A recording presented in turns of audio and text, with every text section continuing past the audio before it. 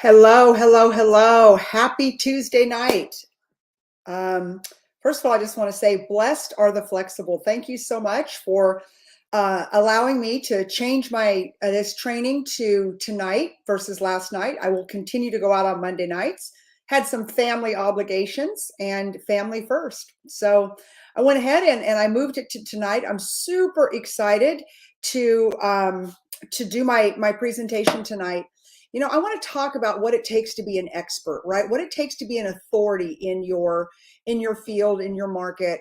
This show, Conquering the Shift, is set up for, really, it's training for real estate agents. But what I have found is that we have a lot of people out there that are looking to buy real estate, or thinking about buying real estate, or wanting to have more information, that they follow my stuff, they follow these shows.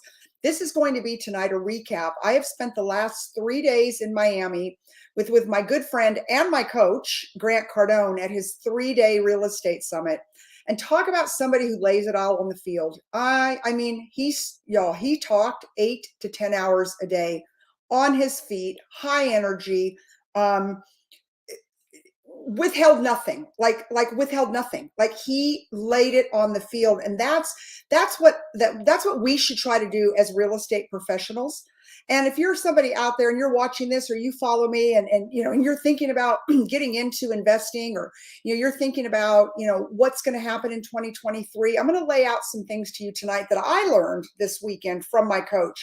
Just know that this all the material you're going to see tonight, all of the slides, I got from Mr. Cardone, from the Real Estate Summit, from my workbook. So I am repurposing his material this evening. So I always want to give credit where credit is due.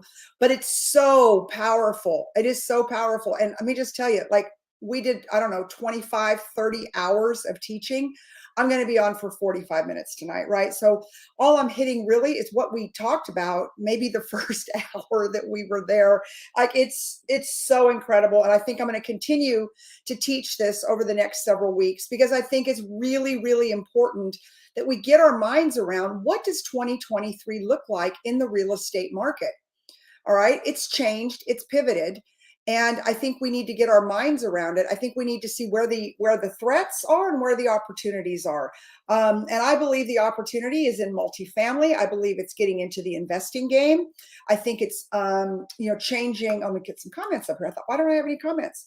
I think it's changing your mindset and believing what is possible.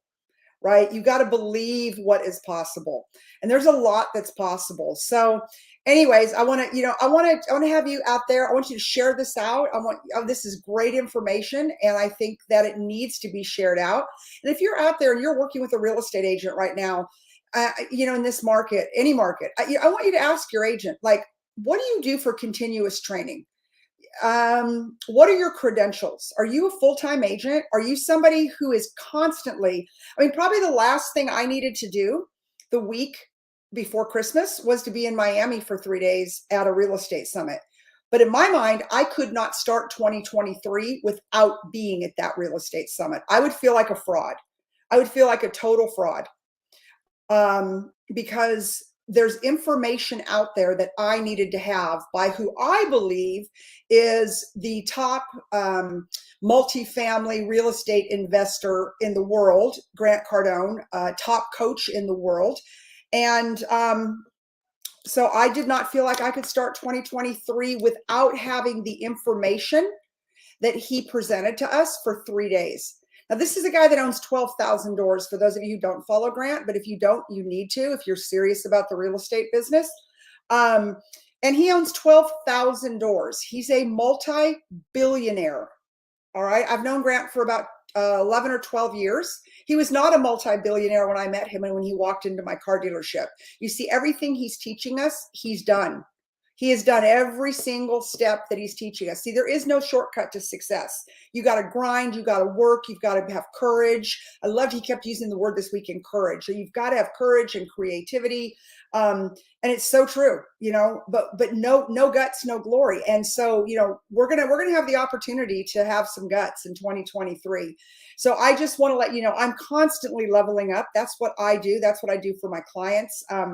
About a month ago, I joined the real estate club with over, I don't know, I think over 500 real estate professionals that are professional investors. This is what they do. This is what they're committed to. So it's this great mastermind where we can talk about deals, where Grant teaches us every week. Like, that is $25,000, right? That's the commitment I make to my craft, right?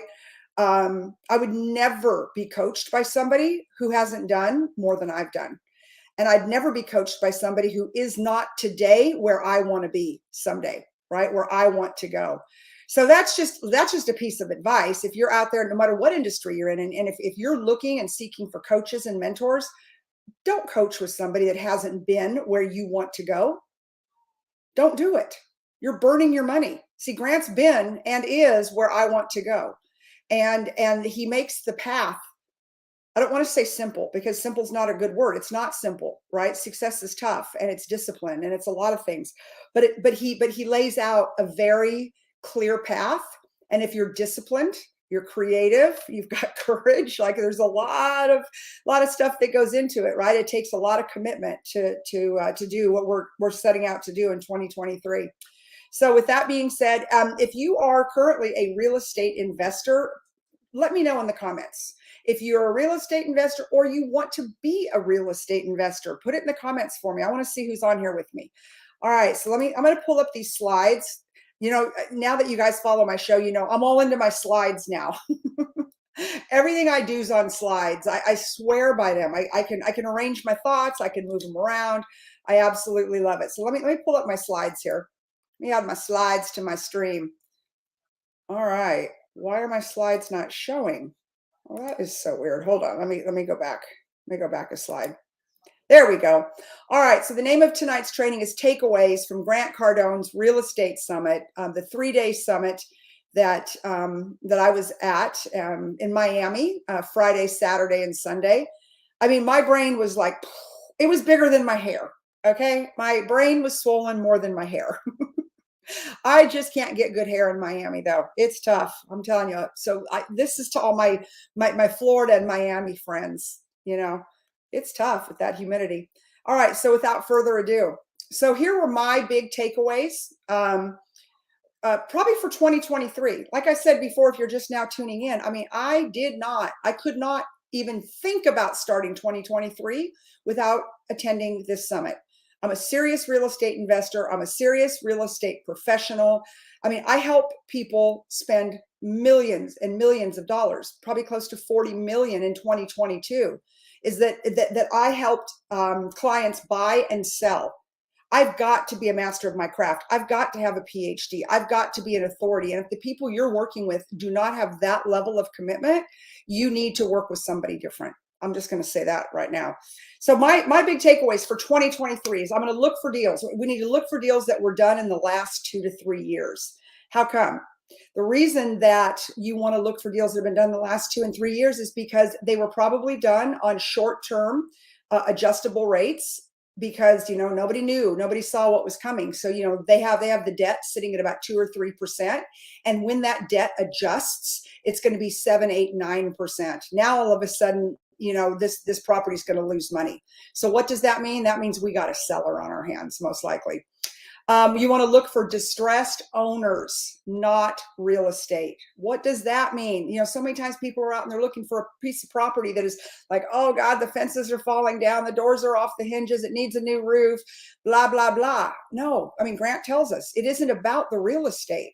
It's about the owners. There's owners that they got into deals that no longer will pencil, that no longer make sense because of the rising interest rate, the rising debt market. Right. So now they're distressed. He talked about Blackstone and BlackRock, some of the big institutions, they're in trouble. They are dumping assets. They have to dump a lot of their assets. 2 years ago, they were bulletproof. They were like Goliath. They were buying everything, making a lot of promises to their investors. Now we're going to see them starting to sell off those assets. All right. So whether it's an institution or it's somebody who is, you know, having to renew the debt, and now the debt is a lot higher, or it's just somebody who's just sick and tired of being a landlord, whatever that looks like, you want to look for that distressed seller. They're over it, from institution to the common person, right? There are distressed sellers everywhere in this market. So that what that would mean is that your target is people, not properties. And I'm going to talk more about that as we go further tonight. All right, so this is the Grant Cardone, the GC sequence, the 5 priorities in real estate. And this is super important, y'all. Take a picture. Take a picture of this slide. It's critical. So number 1, the most important thing, and I'd have to look at my book to get the exact notes, but I feel like Grant said 80%. Okay, it's the deal, right? Nothing starts without the deal. And I do believe, let me look at my notes, that of this equation, that the deal is 80% the most important thing when you look at the priorities. And yep, the deal, 80%. The next thing's the debt. And we'll talk about the debt in a minute. But you know, the debt is, how are you going to pay for this thing, right? How are you going to finance it? How are you going to mortgage it? In the multifamily commercial space, you know, it's not called a mortgage, it's called the debt. And that's, you know, he's saying 5 to 7%. The next piece is the cash or the equity, right? You can raise the equity, you can get the debt if the deal's the right deal. You see, the most important thing that you're going to be looking for when you are out, or your agent is out, or your broker is out, and you're looking to get into this multifamily market, is that you've got to find the deal. And you've got to have the guts and the courage to walk away from a lot of deals. Not even that, you've got to have the discipline. So, you know, Grant, you know, kind of challenged us. And so I started today in starting to underwrite other people's deals. God, I see all kinds of people on here today. I'm so excited. Bobby Jones and Claudianne and Brad Robbins and Jana, these guys and gals, they're on my team. They're massive real estate investors themselves. They're amazing. All right. So the next one is your network, is your people. You know, you have to be known. And it's important that if you're out there and you're trying to put deals together, you know, you have to have a network and you have to get known within the industry. And that's why if you're a client, right, you're somebody out there and you're watching me right now, you're like, I want to become a real estate investor, then you need to get an agent that's known. You need to get an agent who knows how to pick up the telephone, that has a great reputation, that people respect, that will actually, other agents will actually answer their phone call, right? It's about the network. It's about the people. If you don't know the people, you're never going to find the deals, right, Brad? And then of course you've got to have confidence. You know, you got to love your deal. If you don't love your deal, no one else is going to love it, right? And where the confidence is important is because a lot of times, you know, you're having to raise the equity, right? You know, you're going into $2 or $3 million deal, and you're going to be going to people because, you know, these deals need to be about 60% debt, 40% equity. All right, so 60% mortgage, 40% cash, to kind of break it down in layman's terms. Maybe 70-30, but 60-40 is preferable, probably if you're a newer investor also, right? They're going to want you to have more skin in the game. So if you don't have confidence in the deal that you are putting before your investors, before the bank, before the institution, if you don't have confidence in it, nobody else is going to either. So I love those 5 priorities in real estate. So I do want to do a definition of debt for you, and bear with me for some of you that obviously know what debt is and how it's defined, but I think it's super important. Let's just say I just left off the E in debt, first word. So debt is something, usually money, borrowed by one party from another. Debt is used by many corporations and individuals to make large purchases that they could not afford under normal circumstances. A debt arrangement gives the borrowing party permission to borrow money under the condition that it is to be paid back at a later date, usually with interest. Debt can be classified into 4 main categories. Secured. Secured debt is secured by a property. Sometimes your car loan is secured debt. So your house and your car or whatever property, that's a secured loan. Unsecured debt, those are, you know, when you go and you get a signature loan at the bank, you go and you say, hey, Mr. Banker, I need to borrow $10,000 just on my good name. And the bank lets you, you know, sign the note and take the money without any collateral. Revolving is your credit card.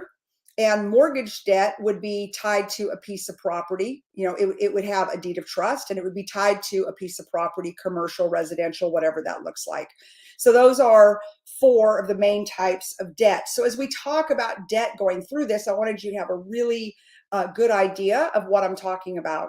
Because in the residential world, like we like to talk about debt being the mortgage, the mortgage, the mortgage.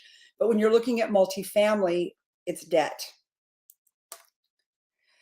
All right, so now talking about debt, right? We're going to deep dive a little more on the debt. I've defined the debt, and and the debt is the second part of the deal, right? Remember, the first part of the deal is the priorities that Grant talks about, the 5 priorities. Number 1 is the deal. You have no deal, you have no deal.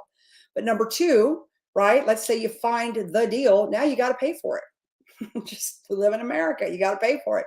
So the right deal will always attract the right debt. Institution, not people. Great properties don't go back to the bank. And I really like I said, I mean, most of you know my background. I own Austin Mortgage Associates. I founded it in 2000, January of 2000. So I've been in the mortgage industry for 22 years, and I was in 3 or 4 years, I think 3 years prior to that. So I have 25 years in mortgage lending. Okay, I understand the mortgage lending space. Where Grant has opened my eyes and taken me to the next level as we talk more about multifamily and we talk more about commercial and things like that, it's a different ballgame.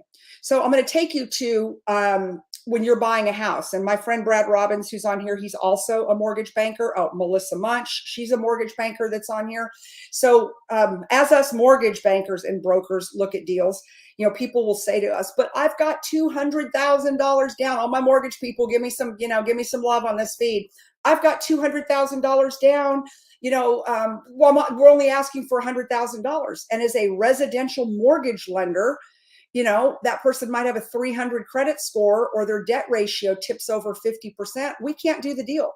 So we don't care about the right deal when it comes to residential real estate. It really is, the onus is on the borrower. The borrower's got to come in with the right debt to income ratio, and they've got to come in with the proper loan to value, the LTV. They've got to have the right credit score. They have to have been on their job for 2 years. They can't be self-employed under 2 years, blah, blah, blah, blah, blah. It's all about the borrower. And then the property really is secondary to the borrower. So I need you to flip the script when we're talking about multifamily. Okay. So the right deal will always attract the right debt. And Grant was talking about the fact, he's like, that all these years, nobody's asked him, do you have a credit score? Do you have a job? It doesn't matter, because the asset, the property, if it's the right deal, it services the debt, not a problem. Whereas in residential mortgages, okay, you have to service the debt. That's why the borrower is so important, right? Because the property doesn't have what? Somebody tell me in the comments, what does a residential property, if it's your homestead, not have that a multifamily does have? Come on, people, wake up. I know it's 6 o'clock. You guys have probably already hit the wine, but okay, you guys are leaving me hanging. Cash flow, right? When you buy a homestead, income. Thank you, Bobby Jones. But Bobby Jones, you're a Grant Cardone guy. You know the answer is cash flow, not income. But you are correct, right? So that's why the right deal will attract the right debt, because it services itself and it provides cash flow. So it actually props up the borrower because it increases their monthly income or their monthly cash flow. Okay. So institution, not people. Great properties don't go back to the bank. And that's, because great properties never have to go back to the bank if they're structured correctly, right? And you put them on a 10-year arm or debt for 5 or 10 or 7 years, not 3 years, especially in this market, right? And if it's structured properly and you're able to raise the rents and the property's appreciating, you can force the appreciation by raising the rents. The property forever pays for itself. Like the whole world can be burning down and you can lose your job and that property is just going to pay for itself. Boom, boom, boom, every single month. All right. So institution, not people. Great properties don't go back to the bank.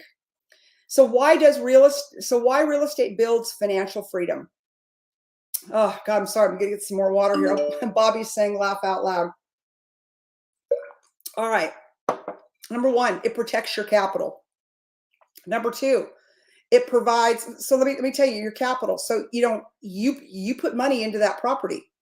Right now, you put money in the bank. The first thing I came home and said to my husband, I'm like, what is our savings accounts? What are all of our money markets? Blah, blah, blah, paying us. I'm like, because we should be getting 3 to 3.5% on everything. Like I was raising hell about it. I wanted to know what numbers. So I got the numbers back. But right, you got to pay attention to that. But if you put money into real estate, an appreciating asset, it protects your capital, your money, right? Your money isn't going anywhere. It's just appreciating. It sits in the bank and, they're going to pay us next to nothing. My husband said today, he's like, well, the bank raised our interest rate a 0.5 point. Okay. Who cares, right? Who cares?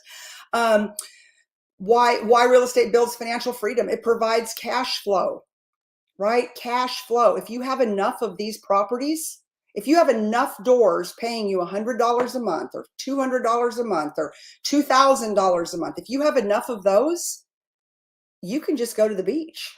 Seriously, you'll have enough cash flow to float. And the good part is that that doesn't go away if it's properly managed, right? But we'll talk about that in a little bit. Oh, come on, cash flow queen. Hello, Alex. All right, long-term appreciation. Right? I mean, properties, they go up. And they're especially, because now we have kind of a window that we're going to be able to buy them. Assets are on sale. I've been preaching that for a month, for 2 months. To my audience, it's that, the assets are on sale. I'm in the residential real estate world. I'm seeing it every day. Those of you who are watching Zillow, it's like price drop, price drop, price drop, price drop, right? I know that's not the best news for our sellers, but if you're a buyer, it's great news. All right. Rates go up, prices go down. As soon as the rates start going down, the prices will start going up. That's just how it works, right? So, you want to stay ahead of the information. Right now, you want to buy the asset on sale.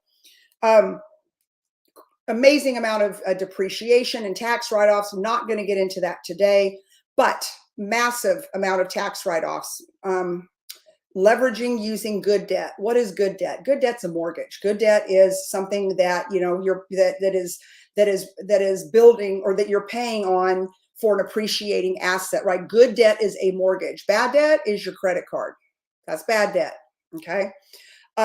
Protects you against inflation. I mean, stick that money anywhere other than in your bank account. I talked about it last week. Women over 50 years old have over 70% of their money sitting in cash. Sitting in cash. Why? Because they're afraid of the markets. They're afraid of real estate. They're afraid to put it anywhere but in their bank.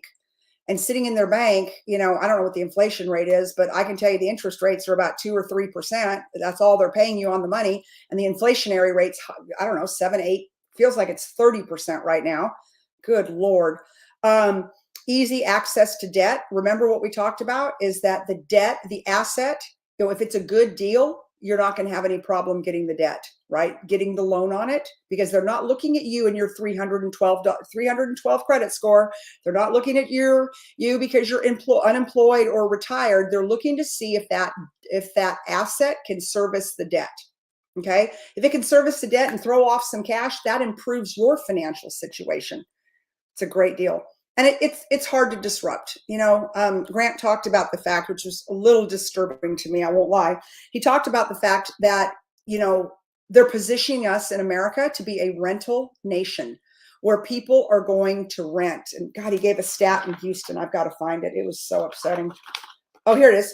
60% of the people in Houston, Texas rent. In fact, Houston, Texas is the #1 rental market. I'm thinking there's a lot of money in Houston, Texas. Why are these people not buying houses? Like, you rent, you guys know how I feel about renting. You're throwing away your money. You're burning it up. I mean, rent is 100% interest. You have no equity, like la, la, la, la, la. All of us residential realtors. I mean, that needs to be our battle cry.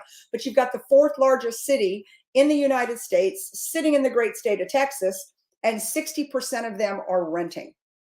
That's messed up. But it's good if you're in the multifamily business. Okay.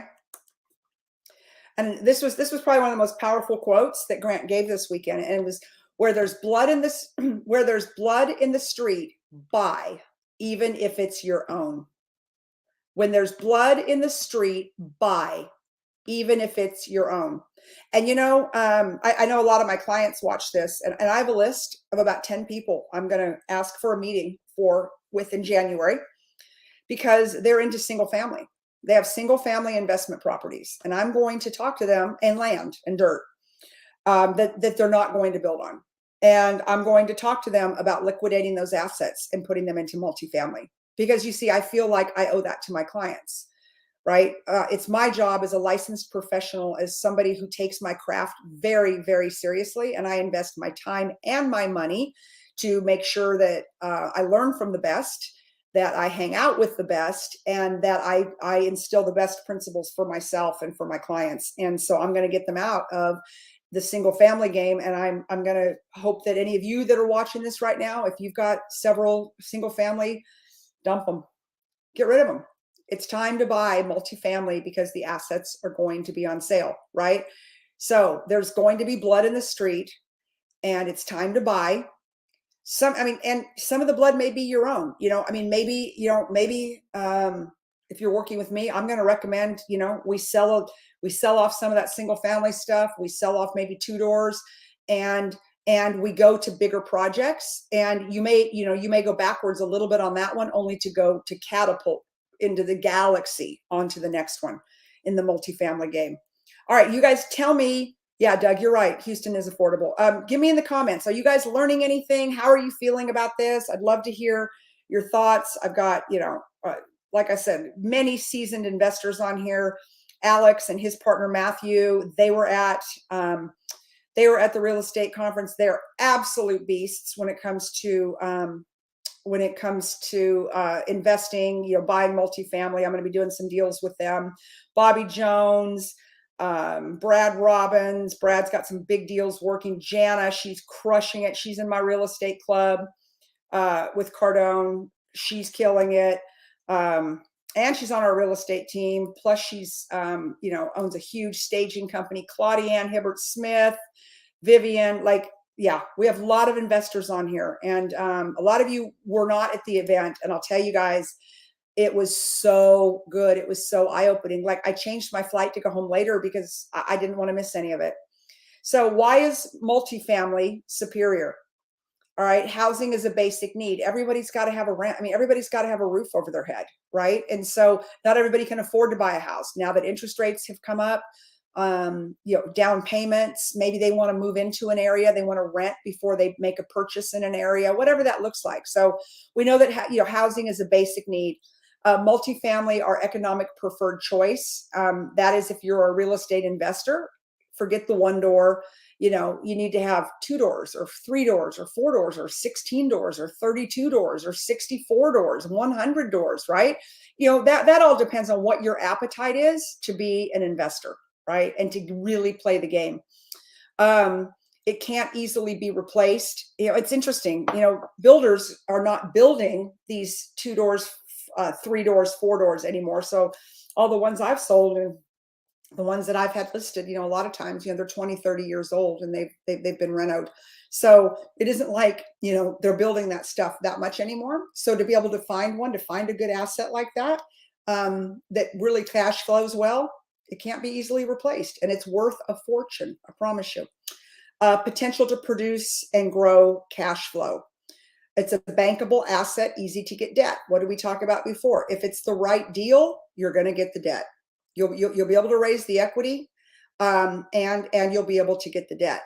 And if you get involved with real estate clubs, like with the one that I'm involved with, the 10X Real Estate Club that Jana's involved with. I'm trying to see if anybody else on here is involved that I know of. I don't think so, but Jana and I are both involved. We can actually raise money within our group. If we have a great deal every Wednesday, Grant lets 3 to 4 deals pitch. And everyone jumps in, they talk about it, they give advice about it. They're like, hey, I'll come in for this deal. It's great, right? So, you want to, if you're serious about it and you need to raise money and you need to raise the equity, which is the down payment, I would highly recommend the group that I'm in. Let's see. So where did I leave off? I start talking and then I digress. It has a multiplier effect, right? Wouldn't you rather get paid on 3 doors or 6 doors or 64 doors or 100 doors than 1 door? Multiple exits. Like, how do you have multiple exits in real estate? You can sell it, you can refinance it. And guys, the refinance is the coolest thing ever. And again, I wasn't going to go that far into the weeds tonight, but basically, if you're able to refinance the property after the property has appreciated, a couple of ways for it to appreciate: you can raise the rents. If the market bears it, you raise the rents. That raises the overall value of the project. At some point, you're able to refinance it. But what's the best part about the refinance? You're able to take the money out of the property, and it's not a taxable event. I'm not going into that tonight, but that for me was the ding, ding, ding, ding, ding. More than anything else, it is a non-taxable event. You can put that money in your pocket. It's unbelievable, unbelievable. So the multiple exits, exit to one buyer, refinance, sell, cash flow and wait, whatever that looks like. But when you look at the deal, when you're going into a deal, you want to think about how you're going to get out of the deal. Now I don't want you to do that with your marriages. I don't want you to go in thinking how you're going to get out. But if you're a real estate investor, you need to think about your exit the day you're entering it. All right. And a historical exit every decade. Oh, excuse me, historically doubles every decade. I'm sitting here looking at my notes and we didn't type that up right. So historical, the asset doubles every decade. So if you've got 10 years to hang out in a deal, it'll pay off for you. Let's see here. Tara, yes, multiple door payments, please. Did the slowdown in Airbnb come up? It did a little bit, Doug. Let me get through this. All right, here are your non-negotiables in real estate. All right, and if you're just now tuning in, what I'm doing is I'm going through. I went to Grant Cardone's Real Estate Summit this weekend in Miami. And the last thing that most people ever want to do the week before Christmas is go to a 3-day real estate summit. It is a real estate summit. Grant left it all on the table. And I thought, I can't start 2023 unless I go to this real estate summit, because I knew he had new information. So the information has changed. Like, look at what our markets have done in the last 6 months. New information. As my friend Stormy Wellington would say, new rules, right? There are new rules going into 2023. And I wanted to hear from my coach, Grant, what and how I am going to negotiate and navigate the waters of 2023 for myself and for my clients. And that is the level of commitment that I have to my clients and to my business, is to make sure that I'm always on the cutting edge. Alex was there. Alex is on here. Alex Kaufman, he was at the event with us. Jana was at the event with us. And I'm looking down. I don't know that anybody else was. But if you were at the event in Miami and you're on this, go ahead and put some notes in there. Go ahead and write it in the comments. So the non-negotiables in real estate: location, location, location. Okay? You never compromise the location. Grant said, if you ever bring me a deal, I need you to lead with, that's a sick location. It's a sick location. He's like, don't tell me this and that and da da da da da. Tell me it's the greatest location in the world. He goes, because then you'll get my attention. The rest of it has to be there too, but it better be in a sick location. Cash flow. These are your non-negotiables. It must cash flow day one. Don't get into a deal where you're going to have to make payments on it and it's going to take 6 months or 10 months, or the property needs to be rent out or whatever that looks like, right? Cash flow. That's why you're getting into it. Lender friendly. You want to have a bankable product, a bankable project. Okay. Supports a property manager. I love this. And I've always had property managers. I have a property management company. I don't, but I have one that I refer, even if it's a 1-door, 2-door, 4-door, whatever. The people that I work with, they're passive investors. They don't want to be picking up checks, because then now you're going, you're now you're active in the business. You're having to go get checks and unstop toilets and fix doorknobs and things like that. So, you want to work into, when you're working up the scenario for the deal and you're underwriting the deal, you want to put in, 10%, 8%, whatever that looks like for property management, right? Because if you're having to collect checks or you're having to manage the asset, then it's not passive income. And that's where I want to get everybody to. I want to get my clients to passive income. All right, so it will support a property manager. Market growth, right? That goes back to location. I mean, you need to know what's going on in that market. There's a lot of sleepy little markets, sleepy little towns, and if it's going to be sleepy forever, it's not a good investment. Even though you're like, oh, I love the place, and oh, they're great, whatever. It doesn't matter, right? For you to be able to maximize your investment, to be able to make it worth you putting it all on the line, right? You want to go into a market that's growing, that's got jobs coming to it, that has if jobs are coming. I think Grant said for every 5 jobs, 1 apartment's needed. Okay, so you want to go to a place, you want to get into an area that is growing, that is vibrant. Why? Because that's the only way that your asset will appreciate, right? The better the market, the better the appreciation on the asset. Non-negotiables in real estate, it has to support leverage. What does leverage mean? It has to support the debt. Never over leverage, right? So in the residential market, you can put down 3%. If you're a veteran, you can do 100% financing, and I think that's all fine personally. In the residential space, because of the appreciations on the properties, and the average appreciation on residential is about 6% a year across the country. In my market, it's 10%, right? Central Texas, pretty hot market. But around the country, national average is 6%. So you're not going to get killed if you put down 3.5% for FHA, 3% conventional, 100% VA. You may not be like, whoo, I'm building appreciation super fast in a normal market, but you're not going to get killed. But on a commercial property, multifamily, you want to make sure that the debt's in line. You want to make sure you're not over leveraged. Okay, hold on. Facing serious shortage. Okay, cool. Doug, thank you for that. Support a worst case scenario. So, you want to, and again, I'm not getting into this tonight, but, just these overarching principles, you want to, when you're underwriting the deal, you want to look at, okay, here is what I think it's going to be, but here's the worst case scenario. And what would a worst case scenario look like? I'd underwrite it at 70% occupancy. If the sheet says, or the seller says, oh, we're at 97% all the time. Okay, well, what if something happens, and you go to 70% occupancy, 80% occupancy, and you'd actually want to do both of those scenarios. Like, those are some worst case scenarios. If you're on an adjustable rate mortgage and you've got the debt for 3 years, you want to maybe underwrite it, or maybe go, okay, well, if I've got to hold it for 4 or 5 years and the rate goes up 2 or 3 points, what does that look like? Can I still service the debt? Will it still cash flow if those things happen?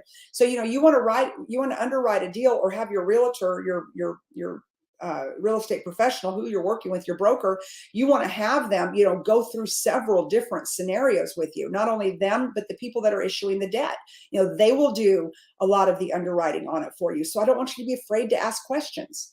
Say, hey, like, if I put 30% down, what does that look like? If I put 40% down, what does that look like? What does it look like if I take out a 3-year note on it, 3-year adjustable or a 5-year adjustable? What if that occupancy rate goes from 98% to 70%? God forbid, like maybe you find mold or something in a third of the units, and you got to pull the people out for 6 months to do remediation in those units. They're going to be empty. That means they're not going to cash flow. Again, not to put bad juju in the universe for that, but you want to be prepared that no matter what happens, you're going to be okay. And then, of course, have multiple exits, which we talked about earlier. Oh, Vivian says I underwrite at 50% worst case. Okay, there you go. So Vivian's an investor also. That's pretty bad worst case, but hey, anything can happen, right? I wanted to give you the cash flow definition. Grant and Elena are both very big on definitions, which I love. I've adopted that in my personal life and my business life since I've been working with them. So Grant gave us this really nice glossary of all these definitions. So these definitions you see, I pulled out of the glossary.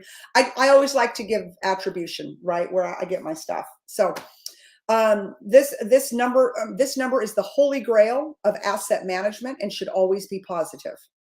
Cash flow equals effective gross income minus operating expenses minus debt. It is the amount of money remaining after a rental property owner satisfies financial obligations related to the property. When you're discussing real estate cash flows, you're talking about money that's spent in association with the property. Okay. Um, he was talking about, depending on where the property is, your expenses and how big it is, if it's in a city, if it goes, 38 stories in the air, you're going to have elevators and concierge and different expenses than you're going to have on a 64 unit property or a 32 unit property or on a 12 unit property, right? You're probably not going to have swimming pools to maintain. So, the debt, on average will be anywhere from 30% to probably 55%, 55 being in a major market with, a lot of amenities tied to it.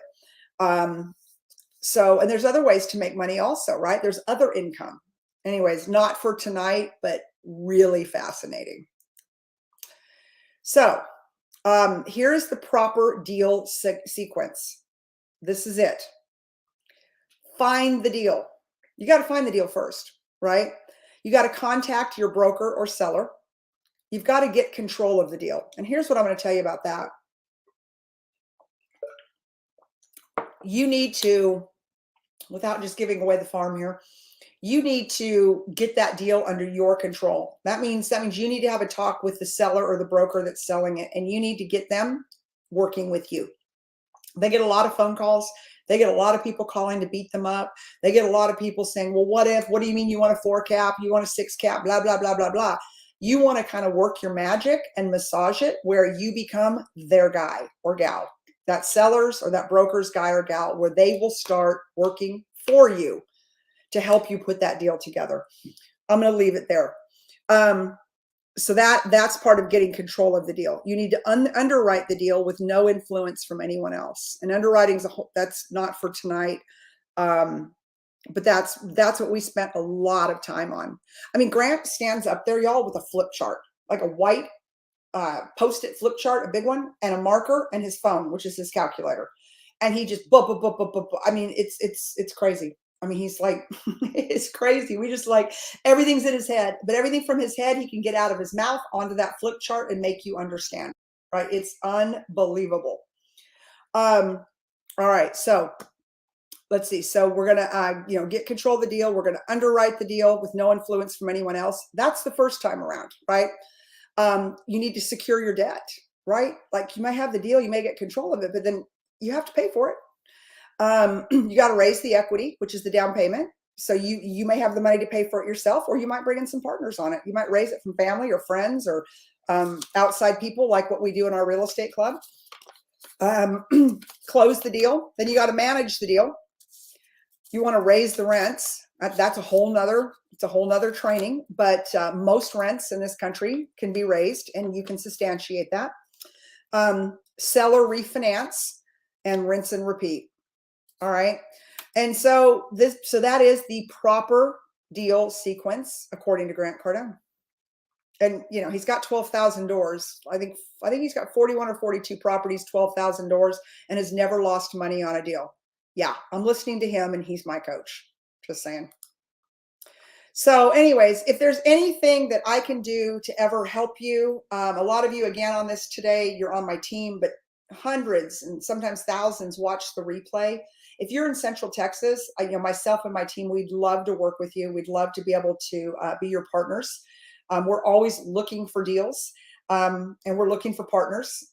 So I would love for you to reach out. But if you're in another part of the country and you're like, my realtor's a dud, like they don't know what you know, I want you to call me, because I have got a huge network. I've got over 900 realtors in my network, in my organization, that I would be happy, that I'd be very happy to recommend. I highly recommend that you follow my good friend Grant Cardone, and you just need to follow him. If you're serious about this real estate game, if you're serious about investing, get to the real estate summits, join the real estate club. If you're interested in the club, if you want to know more about it, just reach out to me. I joined about a month ago, and literally when I was filming, we were filming Real Estate King. I met Alex. Alex is on here. Alex and Matthew. I met them. They're sharks. I love them. I met them, and now we're friends, and we're working on some deals together. And I met another future partner of mine that we're working on a 252 door deal right now. So, it's all about people. It's about your network, right? So I go to film a show with Grant. And then, but the people that were on the show end up being people that I really like, I really respect, obviously, or they wouldn't be on Grant Cardone's Real Estate King show. So, what do? I expand my network with these guys, right? And Brittany and Danny, love them. And so I'm doing a deal with them. And then, I met Alex and Matthew. I'm doing deals with them, right? So it's all about expanding your network. Why am I expanding my network with these guys? Because they're experts, right? They know things I don't know. They've done things I haven't done.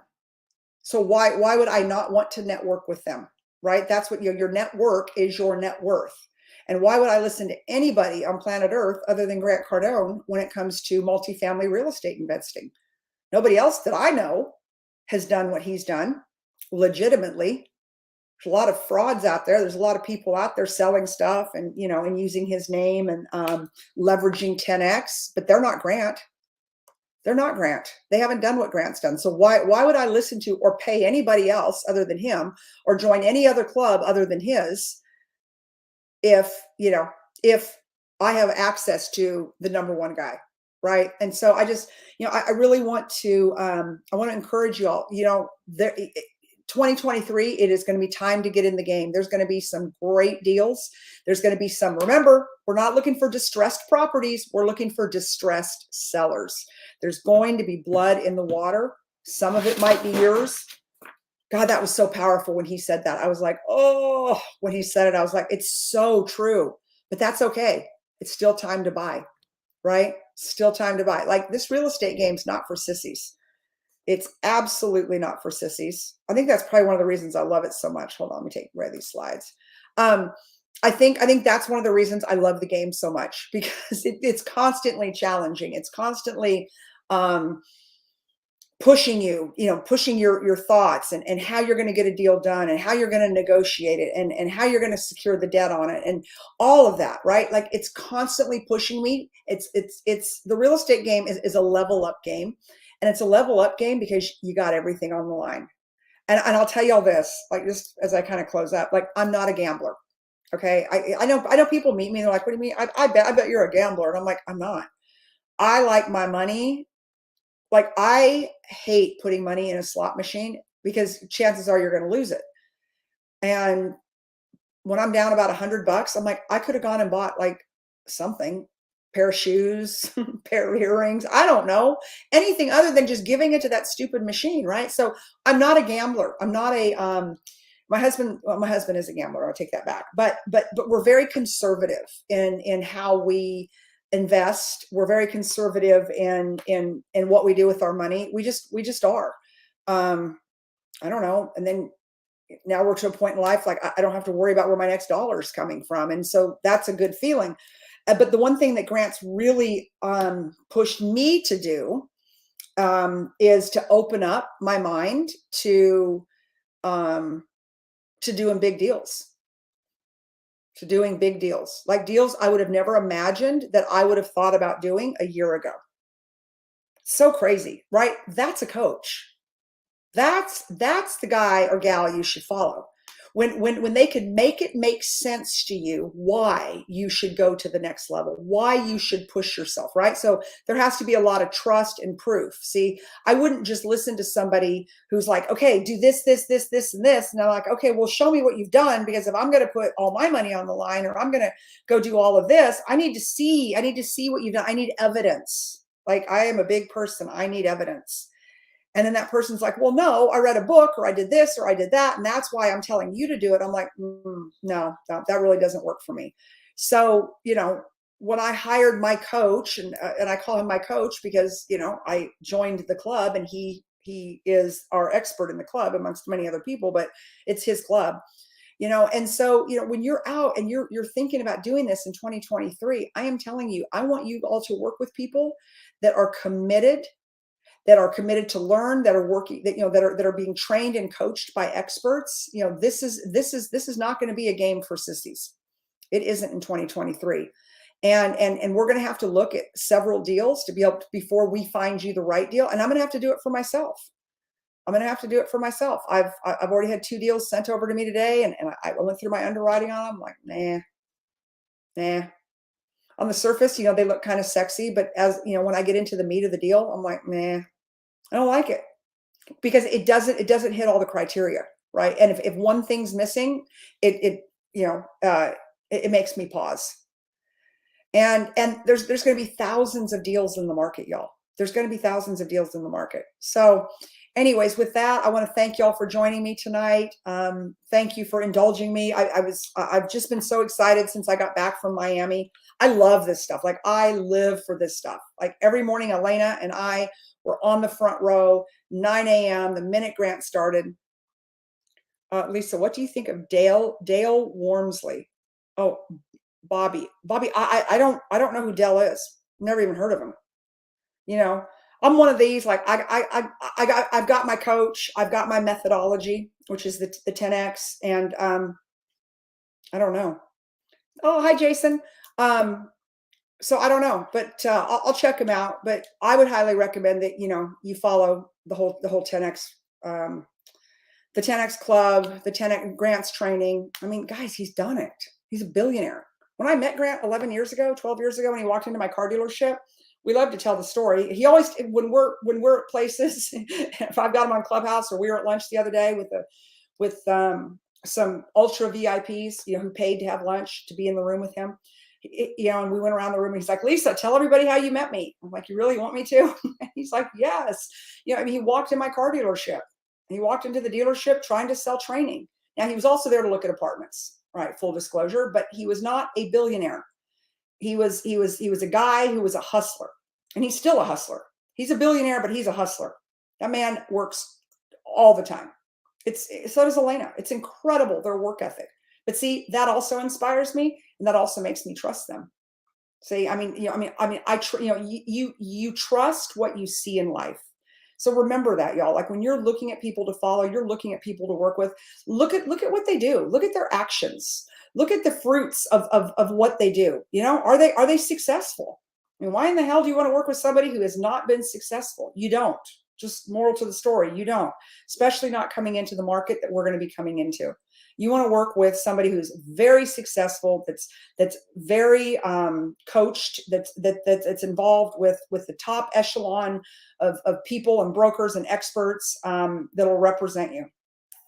That's all I've got to say about that. But anyways, I hope y'all have a great evening. I will be back next Monday night. And I want to wish everybody a Merry Christmas. And I'm going to say that because it's my show. And I'll say happy holidays too, because I know some of my friends are Jewish and that are non-Christian. But to my Christian friends and to everybody, I want to say Merry Christmas. This is my favorite time of the year for my family and my grandkids. My 3 grandsons are the cutest little humans on the planet. And, we're going to have a great week. But I'll tell you what, we're working all week. And Monday, we're going to hit it hard. And, there is no rest for the motivated. No rest for the motivated. So Merry Christmas, Happy Hanukkah, Happy Holidays, and I will see y'all next Monday. Thanks, everybody.